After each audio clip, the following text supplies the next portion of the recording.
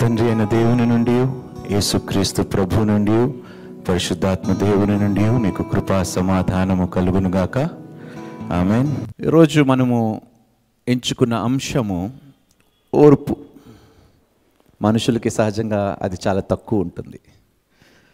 తొందరగా పోగొట్టుకునేది కూడా మనము ఓర్పునే. ఓర్పు గురించి అసలు బైబిల్ ఏం చెప్తుంది? మనం బైబిల్ ధ్యానిస్తే దేవుని గుణాతిశయముల్లో ఓర్పు ఎక్కువగా మాట్లాడబడి ఉందండి. ఈ ఓర్పు అనే గుణము చాలా ఎక్కువగా దేవుని యొక్క గుణాతిశయములో ఒక గుణము గురించి ఎక్కువగా మాట్లాడబడి ఉంది. ఈ యొక్క ఓర్పు లేకపోతే ఏ విధంగా మనుషులు నశించిపోతారో, ఓర్పు లేకపోవటం వలన మనం ఏమేమి కోల్పోతామో, అది నిజంగా ఒక వరం అండి. బంగారము కన్నా వెండి కన్నా చాలా శ్రేష్టమైనది ఓర్పు. వెల కట్టలేని ఒక గొప్ప వరము అది ఓర్పు. చాలామంది దాన్ని విలువ తెలియకుండా ఓర్పుని చాలా తొందరగా పోగొట్టుకుంటున్నారు. చూద్దామండి అసలు బైబిల్ ఓర్పు గురించి ఏం చెప్తుందో. ఇది అందరికీ వర్తిస్తుంది. ఎందుకంటే ఏదో ఒక సమయమున మనం ఓర్పు సహనాన్ని కోల్పోయిన వారముగా ఉన్నాము. మనం కుటుంబంలోని, వివాహములోని, ఉద్యోగములోని, ఆత్మీయతలోని, వ్యాపారములోని ఓర్పు సహనము కోల్పోయిన పరిస్థితులు ఉంటాయి మన జీవితాల్లో. అది కోల్పోయినప్పుడు ఎంత నష్టపోతున్నామో అనేది మనం గ్రహించలేకపోతున్నాం. ఈరోజు దేవుడు మోషేతో మాట్లాడినప్పుడు, తనను తాను పరిచయం చేసుకున్నప్పుడు తన గుణాతిశయముల గురించి చెప్పుకుంటూ ఒక మాట సెలవిచ్చాడు. అది ఏమిటో ఒకసారి బైబిల్లో మనము చదివి తెలుసుకుందాము. నిర్గమకాండము 34వ అధ్యాయము 6వ వచనము నుండి కొన్ని మాటలు మనం చదువుకుందాం. అతని ఎదుట యెహోవా అతని దాటి వెళ్ళుచు, యెహోవా కనికరము. చూడండి, మొట్టమొదటిగా యెహోవా తన గుణాల గురించి మాట్లాడుతున్నాడు. యెహోవా ఎలాంటి వాడంటే, దేవుడు ఎలాంటి వాడంట? కనికరము, దయ, దీర్ఘశాంతము, విస్తారమైన కృపా సత్యములు గల దేవుడైన యెహోవా. విస్తారమైన కృప సత్యములు గల దేవుడైన యెహోవా. ఆయన 1000 మందికి కృపను చూపుచు, ఆయన ఎంతంట? 1000 మందికి కృపని చూపిస్తూ దోషమును, అపరాధమును, పాపమును క్షమించును గాని. ఏం చేస్తాడంటే దేవుడు? దోషములను, అపరాధములను, పాపమును క్షమించును గాని ఆయన ఏమాత్రమును దోషులను నిర్దోషులుగా ఎంచక 3-4 తరముల వరకు తండ్రుల దోషమును కుమారుల మీదికిని, కుమారుల మీదికిని రప్పించునని ప్రకటించాను. అందుకు మోషే త్వరపడి నేల వరకు తల వంచుకొని నమస్కారము చేసి. చూడండి, ఇక్కడ ఒక అద్భుతమైన మాట మనం గమనించాలండి. ఎప్పుడైతే దేవుడు తను ఏ పాటి వాడై ఉన్నాడో, తన గుణాతిశయముల గురించి మోషేకి తెలియపరిచాడో, మోషే దాన్ని అవకాశముగా తీసుకున్నాడండి. ఆ మాటలు విన్న వెంటనే దేవునితో మాట్లాడుచు ఒక మాట అంటున్నాడు. ప్రభువా, నా మీద నీకు కటాక్షము కలిగిన ఎడల నా మనవి ఆలకించుము. దయచేసి నా ప్రభువు మా మధ్యన ఉండి మాతో కూడా రావలెను. వీరు లోబడనొల్లని ప్రజలు. మా దోషమును పాపమును క్షమించి మమ్మను నీ స్వాస్థ్యముగా చేసుకొనుమనెను. చూడండి, అక్కడేమో దేవుడు అన్నాడు దోషములు పాపములు నిన్ను క్షమించువాడు అన్నాడు. వెంటనే మోషే ఏం చేస్తున్నాడంటే, మీరు మా మధ్యలో నుండి మా దోషములు, మా పాపములను క్షమించు అంటూ. అందుకు ఆయన, ఇదిగో నేను ఒక నిబంధన చేయుచున్నాను. భూమి మీద ఎక్కడనైనాను ఏ జనములోనైనాను చేయబడిన అద్భుతములు నీ ప్రజలందరి ఎదుట చేసేదను. నీవు ఏ ప్రజల నడుమనున్నావో ఆ ప్రజలందరూ యెహోవా కార్యములు చూసేదరు. నేను నీ ఎడల చేయబోవునది భయంకరమైనది. దేవునికి స్తోత్రము. దీనికి ముందు ఏం జరిగిందంటే, ఒక దూడని తయారు చేశారండి. ఒక దూడని తయారు చేసి, ఈ దూడే మమ్మల్ని రక్షించింది అని, ఇదే మా దేవుడు అని వారు ఆ దూడకి నమస్కరించారండి. దేవుడు వాళ్ళ కళ్ళ ముందు ఐగుప్తులో 10 తెగుళ్ళు తీసుకొచ్చి వాళ్ళకి ఏ అపాయము రాకుండా గోషానులో వారిని సంరక్షించి క్షేమంగా బయటికి తీసుకొచ్చి ఎడారిలో నడిపించి పస్కా పండగ జరిగించుకొని వారు పిల్లలు వారు తరతరాలు అందరూ క్షేమంగా ఎడారిలో వెళ్తూ పగటివేళ మేఘస్తంభము రాత్రివేళ అగ్నిస్తంభము వలె ఉంటూ ఎర్ర సముద్రముని 2 పాయలు చేసి అందులో నడిపించి వెనకాలన్న ఆ సైన్యముని తుడిచి వేసేసి ఇంకా ఐగుప్తులని ఎన్నడూ చూడనివ్వకుండా చేసి మన్నాను కురిపించి బండ నుండి నీళ్ళిచ్చి అన్నీ చేసిన తర్వాత వాళ్ళు ఏమన్నారో తెలుసా? ఒక దూడని తయారు చేసి, ఈ దూడే మా దేవుడు, ఈయననే మమ్మల్ని బయటికి రప్పించారని దేవుణ్ణి అంతగా శోధించారండి. ఎంతగా ఓర్చుకున్నాడు దేవుడు, ఎంతగా సహించాడంటే ఆశ్చర్యం వేస్తుందండి. అన్ని అద్భుతాలు చేసి అన్ని గొప్ప కార్యాలు జరిగించిన తర్వాత కూడా ఆయన దేవుడు కాదని ఒక విగ్రహాన్ని దేవుడిగా చేసుకొని ఆయన్ని పరీక్షించిన ఆయన ఓర్పు సహనాన్ని కోల్పోలేదండి. ఈరోజు ఎందుకు ఈ మాట చెప్తున్నానంటే, ఒకవేళ మీ ఇంటిలో వారితో ఎవరి పట్లైనా మీకు ఓర్పు సహనము లేకుండా మీరు ఉన్నారంటే దేవుడు చెప్తున్నాడు, ఈ ప్రజలు మెడ వంచని ప్రజలు, వారి మధ్యలో ఎన్ని అద్భుతాలు చేసినా కూడా తిరుగుబడ్డారే కానీ, తిరుగుబాటుతనము చేశారే కానీ తమను తాము తగ్గించుకోకపోయినా కూడా నేను ఓర్చుకున్నాను, సహించాను, వారిని క్షమించాను. వారి అపరాధములు, వారి పాపములు, వారి దోషములు నేను తీసివేశాను. మరి ఏ విధంగా నేను సహిస్తున్నానో మీరు కూడా సహనము, ఓర్పు కలిగి ఉండమంటున్నాడు. మీ ఓర్పు సహనము మీరు కోల్పోతే ఏదైతే జరగాలో అది జరగనీయకుండా మీ అసహనము వలన, మీ ఓర్పు లేకపోవటం వలన ఆ కార్యము మీరే అడ్డుకుంటున్నారు అని దేవుడు ఈరోజు మీకు జ్ఞాపకము చేస్తున్నాడు. ఓర్పు పోతే ఏమొస్తుందో తెలుసు? ఒక మనిషికి ఓర్పు సహనము పోతే ఏమొస్తుంది? మొట్టమొదటిగా ఓర్పు సహనము పోతే కోపం వస్తుంది. కోపము కలిగిన వాడు నిబ్బరమైన ఆలోచనలు కానీ మనసు కలిగి సరైన నిర్ణయాలు తీసుకోగలుగుతాడా? సరిగ్గా మాట్లాడగలుగుతాడా?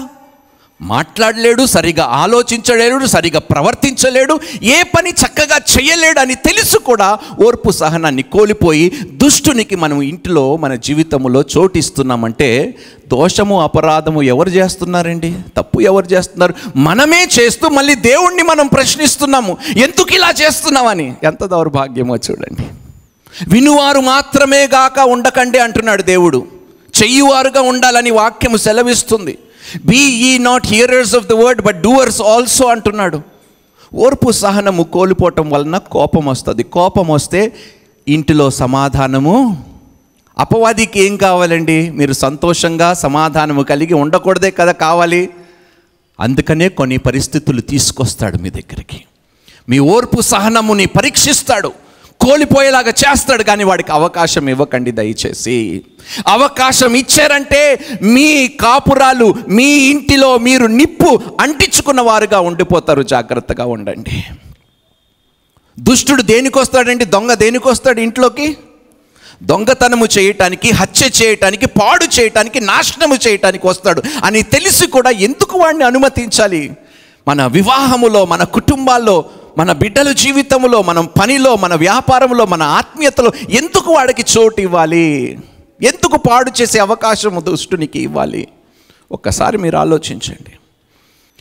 ఎప్పుడైతే ఈ ఓర్పుని మనము కోల్పోతామో, ఈ సెల్ఫ్ కంట్రోల్ అంటే ఆశ, నిగ్రహాన్ని కూడా మనం కోల్పోతాం. ఎప్పుడైతే మనిషి సెల్ఫ్ కంట్రోల్ పోతాడో వాడు మాట మీద కంట్రోల్ పోతుంది, వాని చూపు మీద కంట్రోల్ పోతుంది, వాని ఆలోచన మీద కంట్రోల్ పోతుంది, వాడి పనిలో కంట్రోల్ లేకుండా పోతుంది, వాడు ప్రవర్తన యావత్తు కంట్రోల్ లేకుండా అయిపోతుంది.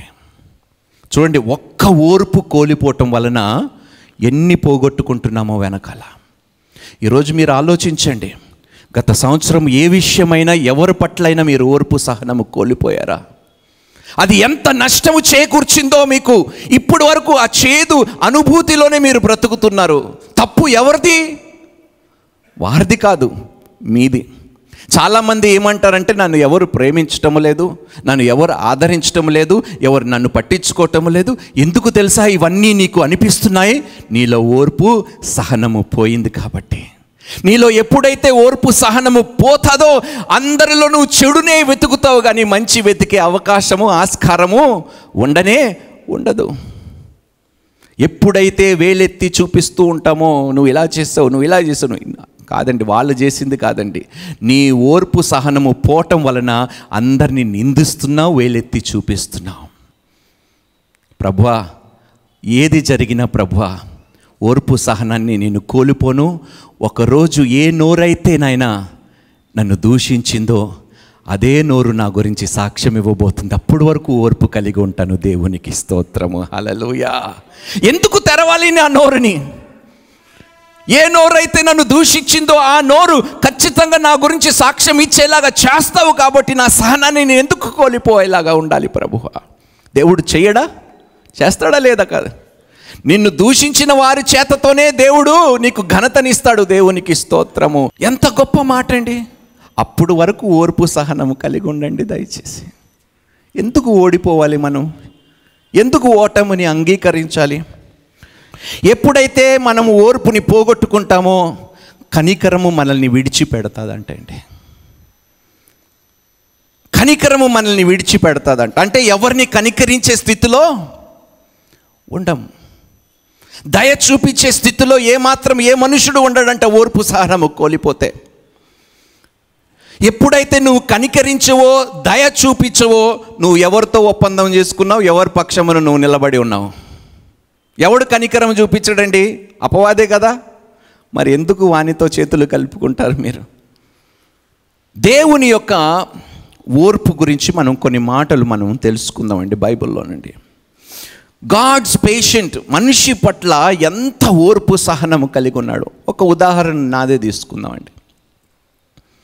ఎవరో గురించి ఎందుకు, నేను రక్షింపబడక మునుపు 33 సంవత్సరాలు ఏ విధంగా జీవించానో ఆ దేవునికి తెలుసు.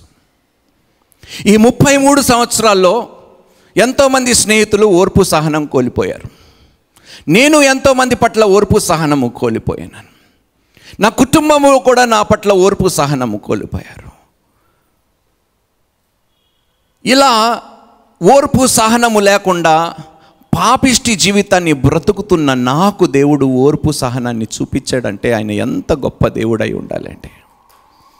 నిజంగా వాస్తవంగా ఎంత గొప్ప దేవుడు. 33 సంవత్సరాల అపరాధములు, ఒక్క సంవత్సరానికి 365 రోజులు, 33 సంవత్సరాలకి లెక్కబడితే ఎన్ని వేల దినము పాపములు నిన్ను చేస్తే అయినా కనికరించాడంట, త్వరగా కోపపడలేదంట, దయ కలిగి రక్షణను నాకు అనుగ్రహించాడు ఆ దేవుడు. ఎంత ఓర్పండి. దేవునికి స్తోత్రము. అందుకనే అంటానమ్మా, మీ ఇంట్లో ఎవరైనా తిరగబడుతున్నారా, ఎవరైనా ఇంకా పాపములో బ్రతుకుతున్నారా, ఈ పాపిష్టి పనులు చేస్తున్నారా, నిందించకండి, ఖండించకండి, ఏమి మాట్లాడకండి. ప్రార్థన చేసి మోషే ఏ విధంగా దేవుడిని అడిగాడో, నువ్వు త్వరగా కోపపడవు అన్నావు, నువ్వు పాపములు క్షమించే దేవుడు అని మోషే ఏ విధంగా దేవుని గుణాతిశయములు దేవునికి జ్ఞాపకము చేశాడో మీరు కూడా జ్ఞాపకము చేసి మీ కుటుంబంలో ఉన్న వారిని కనికరించమని ప్రార్థన చేయండి. నిన్న నేడు నిరంతరము ఏకరీతిగా ఉన్న దేవుడు, ఆయన మారని దేవుడు. మనుషులు మారుతారండి, సందర్భాన్ని బట్టి, కాలముని బట్టి, సమయాన్ని బట్టి, పరిస్థితులను బట్టి మారుతారు మనుషులు, కానీ దేవుడు ఎన్నడూ మారడు. ఓర్పు సహనాన్ని కోల్పోవటం వలన చేతులారా మీ ఇంటిని మీరే తగలబెట్టుకుంటున్నారు, మీ జీవితాల్ని మీరే తగలబెట్టుకుంటున్నారు. అమ్మా, ఈరోజు మీ జీవితంలో దుఃఖం ఉందా? మీ జీవితంలో ఎన్నో విధమైన శోధనలు ఉన్నాయా? అది ఎందుకున్నాయో తెలుసా? మీరు అనుమతించినదే, దేవుడు ఇచ్చినది కానే కాదు. కాబట్టి క్షమాపణ అడగండి. ప్రభువా, నా ఓర్పు కోల్పోవటం వలన ఎన్ని అపరాధములు నేను చేశాను తండ్రి, ఎన్ని తప్పిదములు నేను చేశాను, ఎన్ని పొరపాటులు, ఎన్ని తొందరపాటు నిర్ణయాలు సహనము కోల్పోయినందుకు నేనే నష్టపోయి నా కుటుంబాన్ని కూడా ఆ నష్టములో పాలిభాగస్తులని చేశాను తండ్రి. ఒక్కసారి ఆలోచించండి అమ్మా, ఏమైనా మేలు జరిగిందా ఓర్పు సహనము కోల్పోవటం వలన మీ జీవితంలో? సంఖ్యాకాండము 14వ అధ్యాయము 18వ వచనము. దోషమును అతిక్రమమును పరిహరించువాడును, అపరాధిని నిరపరాధిగా ఎంచక 3-4 తరముల. ఎంత గొప్ప మాట అండి! అపరాధిని నిరపరాధిగా ఎంచక 3-4 తరముల వరకు తండ్రుల దోషము కుమారుల మీదకి తెచ్చువాడునై ఉన్నాడని నీవు చెప్పిన మాట చొప్పున నా ప్రభు యొక్క బలము గణపరచబడును గాక. ఐగుప్తుల నుండి వచ్చినది మొదలుకొని ఇది వరకు నీవు నీ ప్రజల దోషమును పరిహరించి ఉన్నట్లు నీ కృపాతిశయమును బట్టి ఈ ప్రజల దోషమును దయచేసి క్షమించుమని యెహోవాతో చెప్పగా. అడగండి, చెప్పండి ఈ మాట. ఐగుప్తులో నుండి ఇప్పటి వరకు వారు అతిశయములు, వారు చేసిన పాపములు ఏ విధంగా క్షమించేవో, ఇప్పుడు ఇక్కడ ఉన్నవారు పాపములు కూడా, దోషములు కూడా, అపరాధములు కూడా క్షమించు, ఎందుకంటే నువ్వు మారని దేవుడు. ఇదే మాటలు జ్ఞాపకము చేస్తున్నారు ప్రతి ఒక్కరు దేవునికి. మనం ఉద్యోగాల కోసం అడిగాము, ఉద్యోగం పొందుకుంటాము, చేస్తున్న ఉద్యోగం పట్ల ఓర్పు సహనము పోగొట్టుకుంటాం. ఏ పని అయితే నేను పొందుకుంటున్నానో ప్రభువా, ఓర్పుతో సహనముతో యథార్థతతో ఆ పని చేసే కృపని నాకు దయచేయి అని ప్రార్థన చేయండి. ఎందుకంటే నువ్వు ఓర్పు సహనము, దేవుడు అనుగ్రహించిన ఉద్యోగం పట్ల నువ్వు ఓర్పు సహనము కోల్పోయావు అనుకో, ఆ ఉద్యోగము ఏమవుతుంది?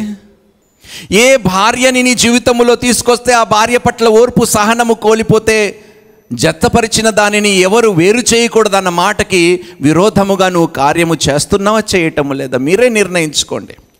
ఐగుప్తుల నుండి వచ్చినది మొదలుకొని ఇది వరకు నీవు ఈ ప్రజల దోషమును పరిహరించి ఉన్నట్లు నీ మహిమ కృపాతిశయమును బట్టి ఈ ప్రజల దోషమును దయచేసి క్షమించుమని యెహోవాతో చెప్పగా.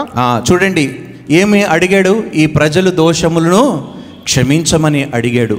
మీరు కూడా అడగండి అమ్మా.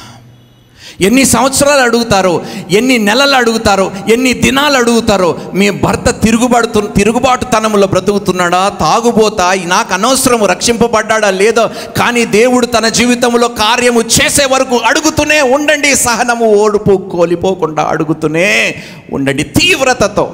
అపవాది ఎంత తీవ్రముగా మీ పట్ల తిరుగుబడుతున్నాడో అదే తీవ్రతతో ప్రార్థనలు చేయండి. ఓర్పు సహనాన్ని కోల్పోకండి.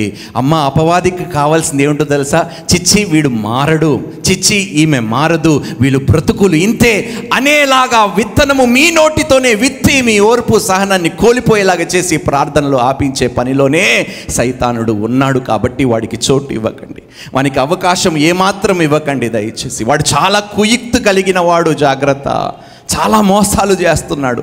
ఇప్పటికే చాలా నష్టపోయాము మన జీవితంలో.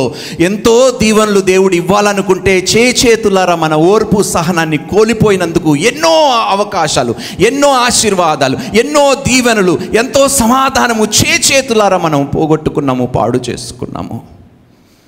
జాగ్రత్తగా ఉండండి. ఓర్పు అనే మాట చాలా చిన్నగా అనిపించవచ్చు, కానీ అది చాలా గొప్ప పని చేస్తుంది మన జీవితంలో. మీ జీవితాలు మీరు అపవాదికి ఇచ్చేస్తే దేవుణ్ణి బాగు చేయమంటే ఎలా చేస్తాడు? దేవుడు అంటాడు, ముందు వాని దగ్గర నుంచి నీ అధికారము తీసేసి నీ జీవితము నా చేతికి అప్పగించే వరకు నేను ఏ పని చెయ్యలేను. You have given him authority. నువ్వు వాడికి అధికారం ఇచ్చావు, ఆ అధికారం నువ్వే తీసుకో, తిరిగి నా దగ్గరికి రా, నేను తప్పకుండా నీ జీవితంలో మంచి కార్యము చేస్తాను. దేవుడు మనుషులు అవిశ్వాసులు అయినంత మాత్రాన దేవుడు విశ్వాసము తొలగిపోదంట. దేవునికి స్తోత్రము, హల్లెలూయా. ఎంత మంచి దేవుడు అండి ఈయన. చాలా ఓర్పు సహనము కలిగిన దేవుడు. యెహోవా, నీ మాట చొప్పున నేను క్షమించి ఉన్నాను. దేవునికి స్తోత్రము. అడగండి ఈరోజు ఇదే మాట, ఇవే పదాలు వాడండి దేవుని దగ్గర. మీ భర్త పట్ల కానీ, భార్య పట్ల కానీ, పిల్లల పట్ల కానీ, ఉద్యోగం పట్ల కానీ, ఏ విషయములోనైనా అడగండి. మీకు జవాబు ఏమిస్తాడో తెలుసా? నీ మాట చొప్పున నేను క్షమించి ఉన్నాను. హల్లెలూయా. దేవుడు రక్షించటానికి వచ్చాడు, పాపాలని క్షమించటానికి వచ్చాడు, దోషాలని తీసివేయటానికి వచ్చాడు. దేవునికి స్తోత్రం. అడుగుడి మీకు ఇవ్వబడును అన్నాడు దేవుడు. ఓర్పు సహనాన్ని కోల్పోడు. అందుకనే నిబ్బరముగా ఉండండి. దేవుడు ఏమంటున్నాడు? బీ స్టిల్, ఊరకనే నిలిచి ఉండిడి, నేను దేవుడినై ఉన్నాను. హల్లెలూయా. దేవుడు ఏం చేయమంటున్నాడండి? మీకేం అర్థం కాకపోతే, మీకేం తెలియకపోతే త్వరపడకుండా ఓర్పు సహనము కోల్పోకుండా ఏం చేయాలి? ఊరకనే నిలిచి ఉండాలి. మీరు ఏం చేయాలో తెలుసా? నోరు తెరిచి అపవాది చేతిలో విత్తనాలు పెట్టకండమ్మా. వాడు విత్తే తీరుతాడు, ఆ ఫలములు మీ చేతే తినిపించే తీరుతాడు. వాడు మిమ్మల్ని నాశనము చేసే వరకు విడిచిపెట్టడు. బైబిల్ చాలా స్పష్టంగా చెప్తుంది, ఏది విత్తుతారో అదే కోస్తారు. మనకి అవకాశం ఇవ్వకండమ్మా విత్తటానికి దయచేసి మీ జీవితాల్లో. నెహెమ్యా గ్రంథము 9వ అధ్యాయము 17వ వచనం. నెహెమ్యా కాలంలో మందిరము లేదు, గోడలన్నీ కూలిపోయి ఉన్నాయి, ఆరాధించటానికి చోటు లేదు, పుస్తకాలు లేవు, పరిశుద్ధ గ్రంథము లేదు వాళ్ళ దగ్గర. భయము భీతిలో వారు బ్రతుకుతున్నారు. అప్పుడు నెహెమ్యా ఒక మాట అంటాడు చూడండి. వారు విధేయులగుటకు మనస్సు లేని వారై తమ మధ్య నీవు చేసిన అద్భుతములను జ్ఞాపకము చేసుకొనక తమ మనస్సును కఠినపరుచుకొని తాముండి వచ్చిన దాస్య దేశమునకు తిరిగి వెళ్ళుటకు ఒక అధికారిని కోరుకొని నీ మీద తిరుగుబాటు చేసిరి. అయితే నీవు క్షమించుటకు సిద్ధమైన దేవుడవు. నువ్వు క్షమించుటకు సిద్ధమైన దేవుడవు. సిద్ధమైన దేవుడంట. అమ్మా, క్షమాపణ కోరుకుంటే మనుషులు క్షమిస్తారో లేదో తెలియదు, కానీ మనుషులు ఓర్పు సహనము కలిగి నిన్ను క్షమిస్తారో లేదో తెలియదు, కానీ దేవుణ్ణి అడిగితే తప్పకుండా క్షమిస్తాడు. ఆయన దగ్గరికి వచ్చిన వారిని ఆయన ఏమాత్రము. సహజంగా మీకు ఇష్టం లేని వారు ఎవరైనా ఫోన్ చేశారనుకోండి, మీరు ఏం చేస్తారు? మొబైల్స్ ఉన్నవారు అందరూ ఇప్పుడు కాలర్ ఐడీస్ ఉన్నాయనుకోండి, ఫోన్ వచ్చింది చూశారు, టపక్ అని రెడ్ బటన్ ఒత్తుతారు. ఎందుకంటే ఇష్టము లేదు, ఓర్పు సహనము లేదు ఆ వ్యక్తి పట్ల, మీకు కనికరము లేదు, దయ లేదు, కటాక్షము లేదు మీలో. వెంటనే ఏం చేస్తారు? వారు ఏ అవసరతతో ఫోన్ చేశారో, ఏ బాధతో ఫోన్ చేశారో, ఏ భయము భీతి కొండ వెళుతున్నారో, ఏ పరిస్థితులు గుండా వెళుతున్నారో అనవసరం మనకి. పనికి మాలిన వారు కట్ చేసేయటమే. పనిపాటు లేదు వీరికి, ఎప్పుడు ఫోన్ చేసి సతాయిస్తూ ఉంటారు నన్ను. అమ్మా, కానీ దేవుడంట మొర పెడితే ఉత్తరం ఇస్తానంటున్నాడమ్మా. దేవునికి స్తోత్రము, హల్లెలూయా. ఆయన ఓర్పు సహనాన్ని కోల్పోయే దేవుడు కాదు. నువ్వు ఎన్నిసార్లు మొర పెట్టినా ఓర్పుతో సహనముతో ఆయన నీకు జవాబు ఇస్తూనే ఉంటాడంట. హల్లెలూయా. ఎవరైనా మిమ్మల్ని ఏదైనా అడిగినారనుకోండి, సహాయం కోరుకున్నారనుకోండి, వాట్సాప్లో మెసేజ్ పెడతారు, పాపం టెక్స్ట్ మెసేజెస్ పెడతారు, లేకపోతే ఫోన్లు చేస్తారు, మనం దానికి రిప్లై కూడా ఇవ్వము. కానీ దేవుడు ఏమంటున్నాడు తెలుసా? నాకు మొర పెట్టుము, నేను నీకు ఉత్తరము ఇచ్చేదను. మనుషులు ఉత్తరం ఇవ్వటానికి ఓర్పు సహనము కలిగి ఉండకపోవచ్చు, కానీ నువ్వు ప్రార్థన చేసి దేవుని సన్నిధిలో నీ పాపములు ఒప్పుకొని పశ్చాత్తాపపడి ఆయనకు మొర పెడితే తప్పకుండా ఉత్తరం ఇచ్చే తీరుతాడు దేవుడు. దేవునికి స్తోత్రము, హల్లెలూయా. చూడండి ఎంత గొప్ప మాట. నీవు క్షమించుటకు సిద్ధమైన దేవుడవు, దయా వాత్సల్యతలు గలవాడవును, దీర్ఘశాంతమును బహుకృపయు గలవాడవు. నాయనా, నీకు తెలుసు నా భర్త ఎలాంటి వాడు, నా భార్య ఎలాంటిదో, నా పిల్లలు ఎలాంటి వారు. నాయనా, నా ఇంట్లో ఇంకా నిన్ను నమ్మకుండా బ్రతుకుతున్న వారు ఎంతోమంది ఉన్నారు, తిరుగుబాటు చేస్తున్న వారు ఎంతోమంది ఉన్నారు. కానీ నువ్వు క్షమించే దేవుడివై ఉన్నావు కాబట్టి వారిని క్షమించు అని ఒక్క మాట నువ్వు సెలవిస్తే తప్పకుండా దేవుడు నీకు జవాబిస్తాడు. దేవునికి స్తోత్రము.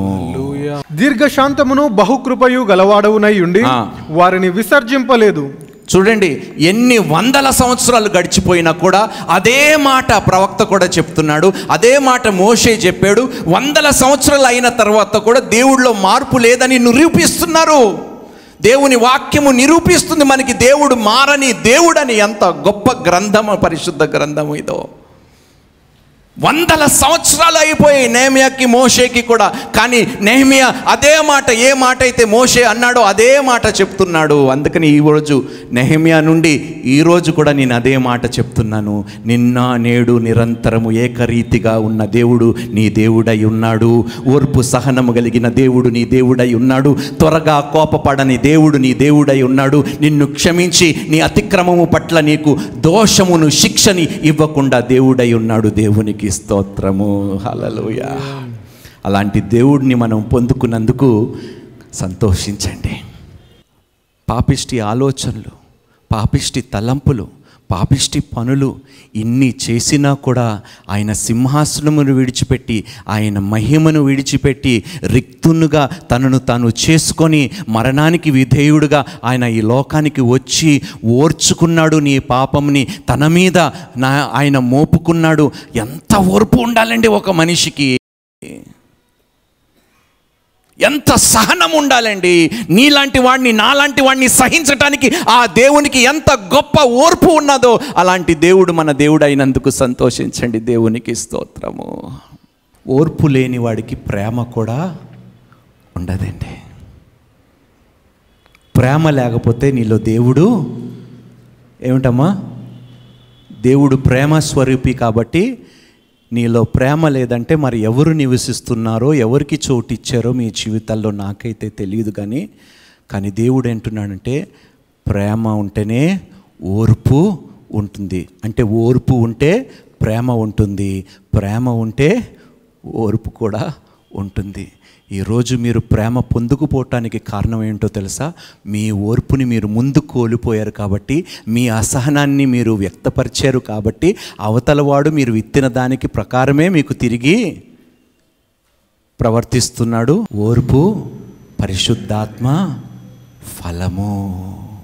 ప్రార్థన చేసి అడుగుదాము, దేవా గత సంవత్సరం ఎన్నో విషయాలు ప్రభువా, నేను అనుకున్నది జరగలేనందుకు నా ఓర్పు సహనాన్ని కోల్పోయి ప్రభువా, అవకాశం ఇచ్చాను అపవాదికి నా జీవితంలో, నన్ను క్షమించు ప్రభువా, నన్ను మన్నించు ప్రభువా అని దేవునికి చెప్పండి. నీ గుణతిశయంలో ప్రభువా ఎక్కువగా మాట్లాడినది గుణము ఓర్పు సహనం ప్రభువా. ఆ గుణము నాకు అనుగ్రహించు ప్రభువా.